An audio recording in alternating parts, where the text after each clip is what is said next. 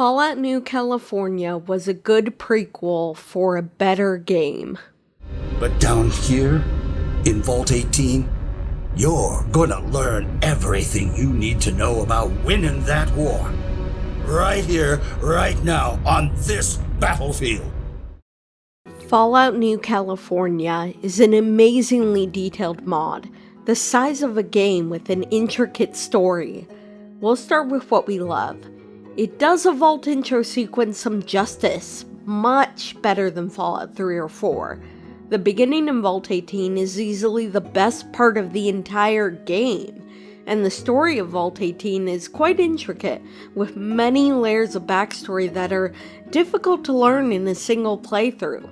It really feels like your character has lived in this vault their entire life, and developed actual relationships over that time. Often, when you're playing a character with an established backstory, it feels forced and fake, whereas here, it just feels like a home with people in it.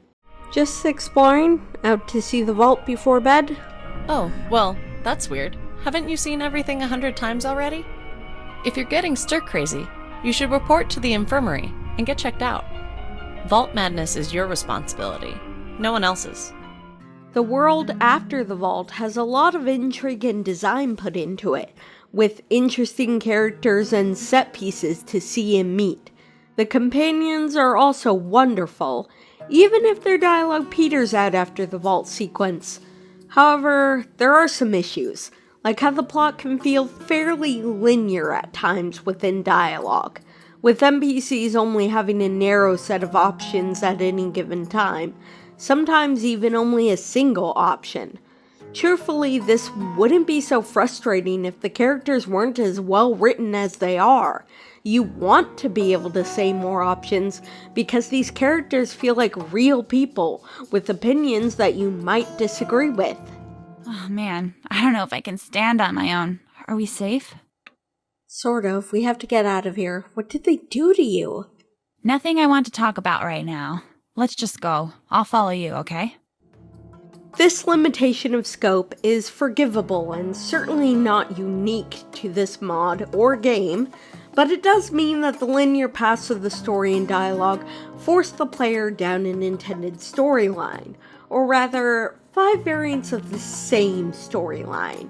That's where the real problems start, as every issue with the dialogue, story, and main plot of FNC can be traced back to the de facto politics of the authors, which manifests as what we will call nihilistically apolitical.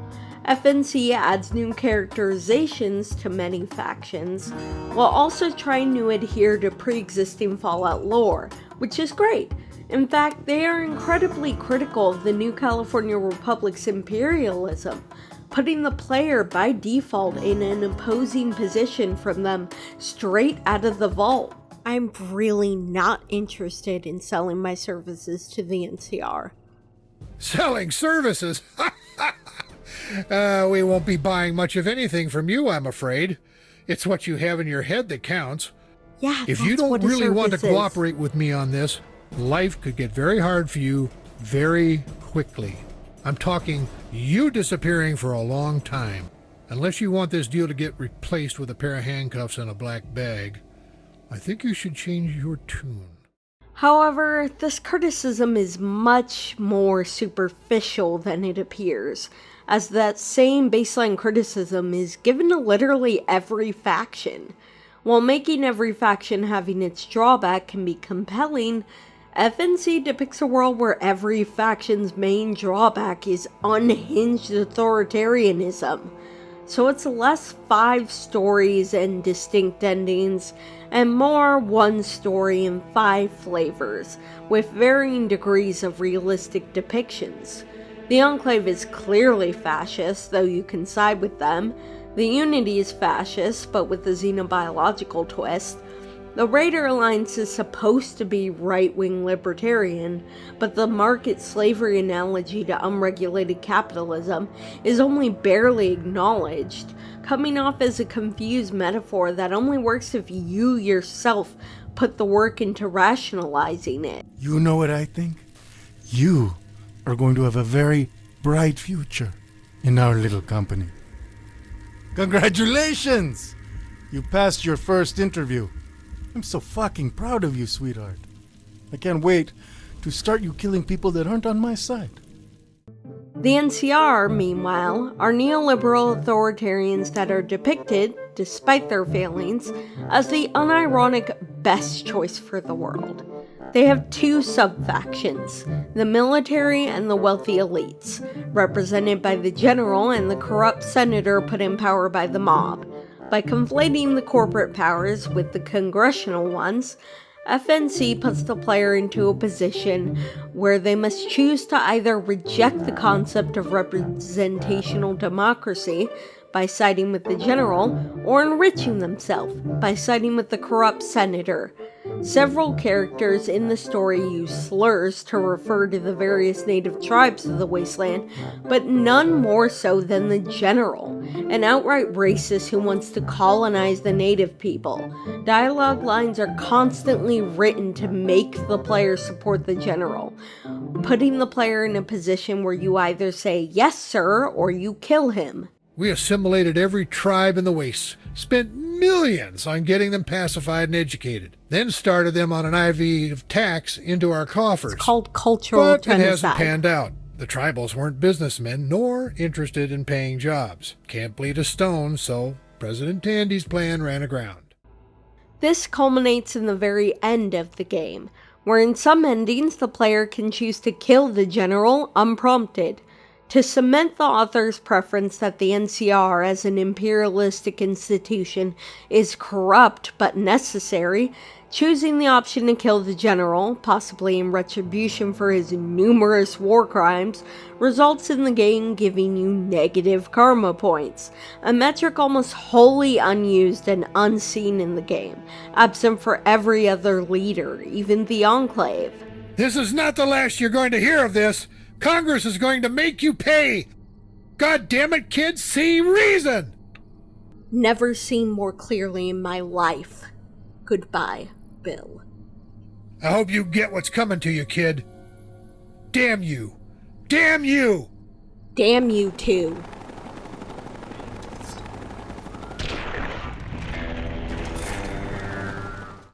There is a supposed escape, however, as the last ending you can choose is the She ending, where the player aids the She and other slaves in a revolution from the Raider Alliance.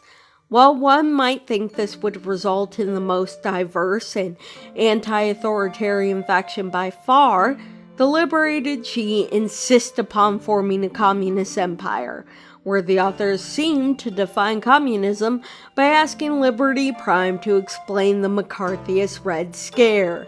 Naturally, it displays an amazing ignorance of communism, for the She simply want yet another authoritarian faction, but with "for the people" added to it.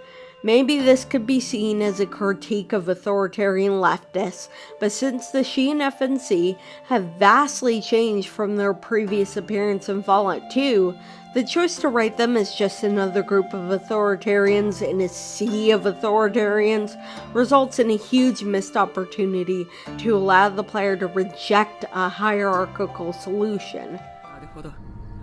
最悪の準備を始めなければならないな。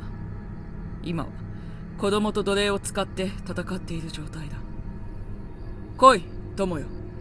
共に新しい人生を始めよう。運が良ければ、お前の核は我々の敵を阻止するだ。Another issue is that FNC, uncontent to simply be a prequel, obsessively makes itself the origin for everything in the Fallout universe. There are notes, dialogue lines, and even major plot elements that don't just reference lore of Fallout content beyond New Vegas, but poise FNC as the origination of that lore. The authors chose to make Fallout 3, New Vegas, Van Buren, and even fan works like Shoddycast and Nuka Break all trace their origins back to the story they wrote in FNC. While we can appreciate having some level of lore unity all tied together, the insistence that FNC be the nexus felt more like wish fulfillment and put the player in a somewhat messianic position. My favorite was a ghoul-like creature we called Harold. We gave him a gift called Project China and let him loose. He was a most amusing creature. We are unsure of what happened to him, however. This is the most notable and the pivotal climax of the game, where the major plot twist is revealed by the leader of the Unity, that the player is a clone of the protagonist from the first Fallout game. At no point is the player able to reject the significance of this notion, instead only to petulantly deny it.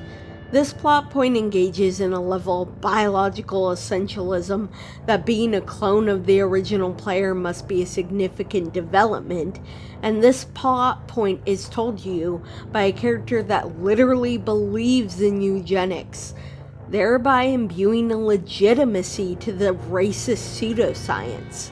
It reads like a fantasy RPG with the Chosen One narrative, just swapping spirituality for genetics. FNC tries to downplay this later, after the twist, by saying the antagonist was delusional, that you're only maybe a clone, but it honestly just reads as an attempt to have it both ways. What didn't your pappy downstairs tell you? You're just a Xerox of some dead guy he scraped off the kitchen floor. You're Project Brazil, the little parasite that could. The end result is that FNC spends most of its writing on a convoluted narrative that took place before your character was even born.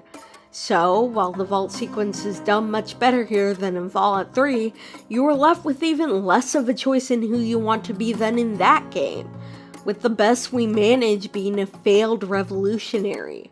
With the game being set only 20 years before New Vegas, the endings have very little effect on the world anyway, beyond explaining how everything began with FNC. By making a backroom deal with a mysterious client among the Shebanks, who recently found a coveted platinum chip among their riches. You are tasked with taking the item to New Vegas. And we haven't even mentioned how FNC is extremely prudish when it comes to sex, having only one opportunity for the player to have it, during which a woman is murdered, or how, while FNC has diversity, much of it was clearly added at the last minute. One quest even uses ghouls as a metaphor for the racist trope of reverse racism. And another quest employs a deep state plotline that flirted with anti-Semitic conspiracy theories. However, we chose to play the game anyway, because we felt that the sheer amount of content more than outshone the problematic writing, which we'd be able to roleplay around and course correct. Seeing actual criticisms of authoritarianism in the Fallout world was a welcome addition to the story of the game it is meant to precede, but it serves only as a tasty appetizer for a better experience. From where you're kneeling must seem like an 18-carat run of bad luck. Truth is, the game was rigged from the start. And so, we give Fallout New California a 7 out of 10. Definitely enjoyable.